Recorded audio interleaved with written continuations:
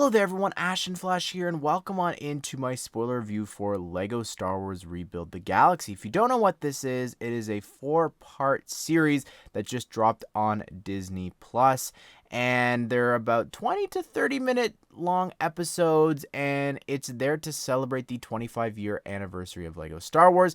And we're going to treat this video the same way that we do all the other ones. We're going to talk about non-spoilers, spoilers, and then LEGO talk. How did LEGO do with the sets they released for the series?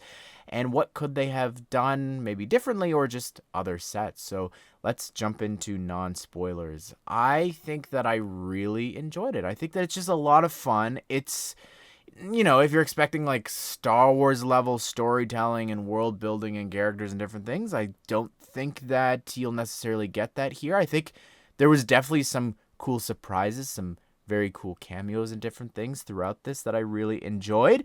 But if you've seen any of the other LEGO Star Wars specials, it's the same cast for like Palpatine and Vader and different things like that, but even just the comedy is very self-referential, which I personally really find funny when they do like a spoof of, a title like The Empire Strikes Back, The Jedi Strike Back is what it is here. So small jokes like that I really enjoyed. And I don't know, I always just have a smile on my face when I watch this. I think aesthetically it was a little bit different. I'd say that this was probably more in line with something like the Lego movies where they're sort of meant to look a little bit more realistic. You can see there's scratches and different things on torsos, and it's just a lot more detailed than some of the previous LEGO Star Wars specials that we've seen before.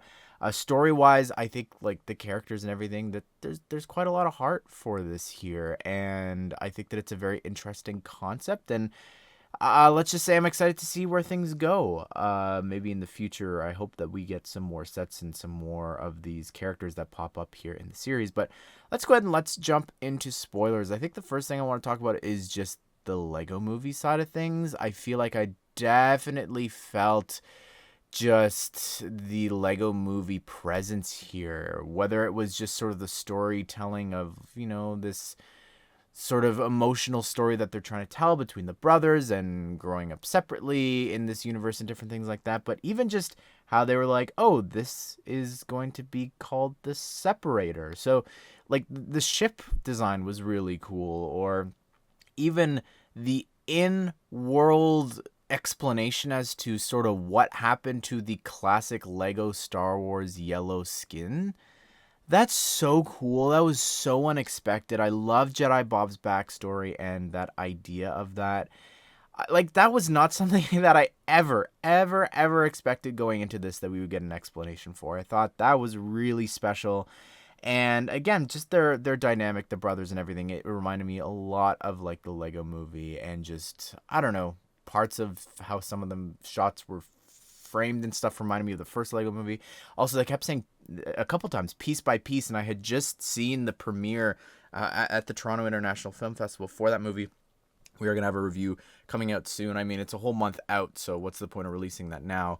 And I'll do breakdowns and different things because there's references in there. But that's not what we're here to talk about. But what I want to say about that was just they were saying piece by piece a couple times, and other sort of Lego slang, if like the full name for Jedi Bob, the last name was like Aful and different things. There's all of these names, Greebling, and oh my goodness, I could go on and on. We talked about it in like the reveals for the sets, but yeah, I thought that was a lot of fun. The Sith, I think for the most part, that was all spoiled, but what wasn't was the Jedi. Seeing the bad guys be good guys was really fun. Palpatine leading the council for the Jedi was just great, and just in terms of storytelling, it doesn't really make sense.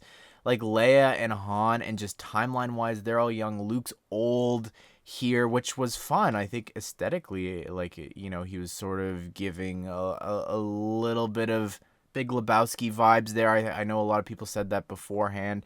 And yeah, just again, it's confusing. Maybe just he spends more time out in the sun and that's why he looks like that. But if Palpatine's a good guy and young, then how's Rey here? Also, one of the things that I thought was very funny was hearing this version of Luke react to the stupidity. Also, something that I thought was really funny was how in like one of the flashbacks for like the sequel trilogy, they kept Luke alive, but then even when he was hearing this version of him, the real version in quotations, of Luke, and why would I want to change the galaxy to go back to that? I just thought was so funny, like to have Mark Hamill saying these lines, and we already know his true feelings of the Last Jedi and what they did to the character. I think that must have been fun for him to say and express all of those lines of dialogue. And even Ahmed Best, I think, must have had fun to return and play Darth Jar Jar, and he is the Phantom Menace and different things like that. I thought was a lot of fun. I don't know. I think some of the things that they did, like Han showing up and betraying them, I thought was really interesting. That Greedo shot first in terms of shooting his shot with Leia. Like lines like that. Like that's just such a fun and clever idea, I think, for sure. But anyways, there's not much to say about this plot wise or anything, and that's not a bad thing. I think that it was just a simple, fun little show, and I do want more. And I guess clearly they're setting stuff up. I don't know why the 4th episode spoiled Grogu, but I loved the Landalorian. I think that's a great concept. Before you even said the name, I realized what exactly it was gonna say. I said it out loud, and I like that he called the child baby, because that's just such a Lando thing to do, and it was great to hear Billy D. Williams there too. So getting some of the core cast, also Ross Marquand playing Han Solo, I think just did a great job. Like overall, like the cast as well for Dev, the Devastator, I thought was a great name, and Sig, I thought was just really great, and Yessie. What was a lot of fun. I think their dynamic and that sort of romance and everything blossoming. And of course, Jedi Bob was just really, really great. I did not like the droid. I did not need it to speak. I did not need that comic relief, in my opinion. Anyways, Lego talk though. In terms of the sets, I mean, I will get them all because I really enjoyed the special, and I just want all of the characters. I just think that they're a lot of fun. I will start with, I guess we'll go in order from small to large. Jedi Bob Starfighter, I think, is a great set. I like the amount of play that it got. It's very expensive for what it is. I don't really like the Akbar Trooper personally. I didn't find that all too funny. I guess conceptually it's interesting that the clone template was Akbar and not Jango, but still, I mean, to get Jedi Bob and the annoying Gonk droid. But anyways, we've also got the TIE Fighter and X-Wing mashup. This is definitely interesting, and again, it's an important set in terms of connecting it to the story of mashing these things up and being able to create, the TIE Wing and the X-Fighter and different things. So I like that idea for it, and of course to get the main characters there too is pretty important, and it's my least favorite of the 3, although I don't own any of them. It's just, I've got X-Wings, I've got TIE Fighters, I just want the figures. But the Dark Falcon, oh my goodness. First of all, I remember when it was revealed, I'm like, okay, cool. Like, it looks great and everything. I think that the figures in here are great.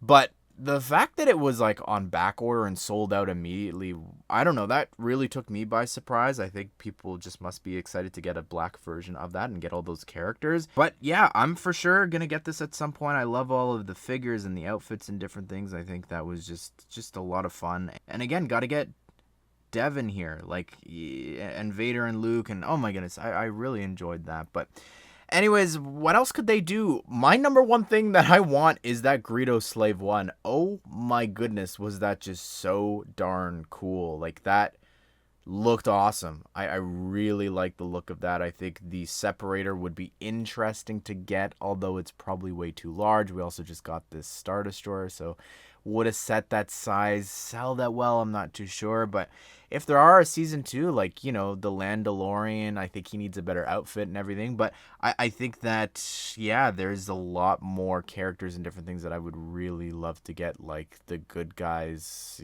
for Palpatine would be fun. I think even maybe the Ewok bounty hunter ship was a unique design. I wouldn't necessarily mind that for something as well if it meant getting more characters and different things for sure. But anyways, everyone, what did you think of the series? Do you want more sets? Do you want a second season? Comment it all down below. But I hope you guys did enjoy this video. Hope you all have a great day. We'll see you all in the next one.